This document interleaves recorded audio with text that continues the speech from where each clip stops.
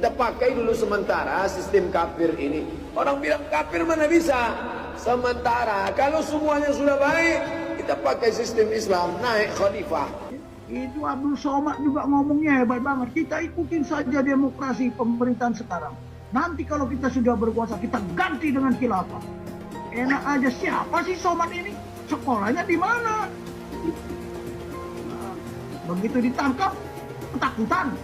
Begitu ditangkap, ciut. Yang waras tidak boleh mengalah. Terhadap mereka para pencoleng-pencoleng agama yang menjadikan agama sebagai alat politik.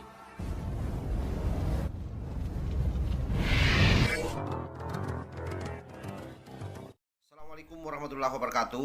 Om Swastiastu, Namo Buddhaya, salam kebajikan. Sahabat-sahabat Toleng Sembilang yang saya hormati dimanapun juga berada, ada video yang saya kira penting untuk kita sebarluaskan. Saya kira cara membrandingnya ini luar biasa karena kedengarannya benar. Tetapi sesungguhnya inilah pola doktrin Wahabi Salafi ini. Orang-orang inilah yang menganggap demokrasi ini sebagai buatan kafir. Demokrasi ini adalah haram hukumnya. Dan Indonesia ini sebagai negara yang tidak berdasarkan syariat Islam dianggap sebagai negara kufur. Ini makhluk ini. Coba kita lihat bagaimana videonya. Mencuri listrik. Ini dalil yang mengatakan boleh.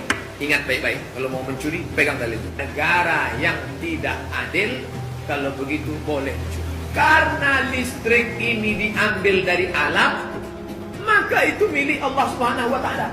Punya Allah, berarti milik bersama. Kita curi aja. Mengungkap alasan pemerintah Singapura mencekal Abdul Somad. Somad dikenal sebagai penceramah ekstremis dan mengajarkan segregasi. Selain itu, Somad secara terbuka menyebut non-muslim sebagai kafir. Dia juga membuat komentar yang merendahkan anggota komunitas agama lain seperti Kristen dengan menggambarkan salib Kristen sebagai tempat tinggal jin, roh atau setan kafir. Sayangnya Ustadz Abdul Somad tidak mau introspeksi. Solusi penyelesaian umat ini hanya apa itu? Khilafah. Tegaknya khilafah, maka selesailah masalah. Takbir. Namanya Ustadz Abdul Somad. Ya, ceramah yang membenarkan bom bunuh diri. Itu memang benar dalam Islam dan ini mengamalkan surat Al-Anfal ayat yang ke-60. Tempuran antara merah putih dengan bendera hitam, antara Pancasila dan khilafah. Maka hari ini kita datang ke sini untuk menolak mereka. Jadi saya minta kepada seluruh bangsa, seluruh anak bangsa, tolak gerombolan yang telah mengotori. Kalau ditolak, maka kami akan lawan turun ya. Dan tolak aksi-aksi seperti konsentrasi, menjadikan masjid itu sebagai konsentrasi. Abdul Somad, gue mau nanya, katanya khilafah solusi. Nah terus gimana? Sejak Khalifah Umayyah hancur, kan kalah, dikalahkan sama liberal kan? Harusnya kan menang kalau memang khilafah solusinya. Tapi kok katanya solusinya gimana sih? Aku nggak mudeng, Ustadz Abdul Somad. Menuntut kepada Presiden Republik Indonesia untuk mengambil Islam sebagai solusi.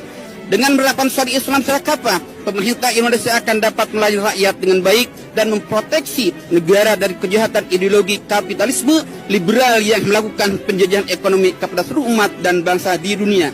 Bahwa dasar negara kita, ideologi kita Pancasila, NKRI, Bhinneka Tunggal Ika, Undang-Undang Dasar 1945 sudah final.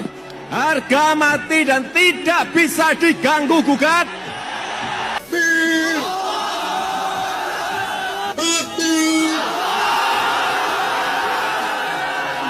Manusia dijadikan khalifah di muka bumi, iya, jelas di dalam Al-Quran. Tapi jangan kemudian diolah seolah-olah ada sistem politik bernama khilafah yang mengatakan bahwa khilafah ini adalah ajaran Islam. Dari mana? Jangan kerdilkan Islam seolah-olah Islam itu mewariskan sistem politik yang penuh darah itu.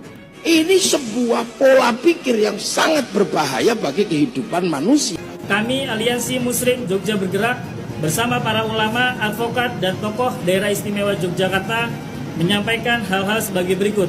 menyampaikan seruan kepada Presiden Republik Indonesia, DPR RI, dan seluruh rakyat Indonesia untuk mengambil Islam sebagai solusi, menerapkan syariat Islam secara kafah sebagai solusi bagi seluruh problematika yang menderita negeri ini. Dengan menerapkan syariat Islam secara kafah, pemerintah Indonesia akan dapat melayani rakyat dengan baik dan memproteksi negara dari kejahatan ideologi kapitalisme liberal yang melakukan penjajahan ekonomi kepada seluruh umat dan bangsa di Indonesia. Baru viral ini. Kerajaan Saudi Arabia. Ini sah informasinya ya, bukan hoax ya. Kerajaan Saudi Arabia menetapkan penceramah dan pendakwah yang mendakwahkan menegakkan khilafah akan dihukum pancung. Yang mendakwahkan menegakkan sistem khilafah akan dihukum pancung. Makanya saya tawarkan sama orang Hizbut Tahrir HTI itu, HTI, Khilafatul Muslimin. Kalau benar perjuangan khilafah mereka itu benar menurut keyakinan mereka, jajal jangan dakwahnya di Indonesia. Mentang-mentang Indonesia negara demokrasi ya. Jajal dia dakwahnya di Arab Saudi. Dan saya kasih tahu Pak, 21 negara Arab. Semua negara Arab melarang Hizbut Tahrir. Indonesia adalah negara yang paling terlambat melarang Hizbut Tahrir itu.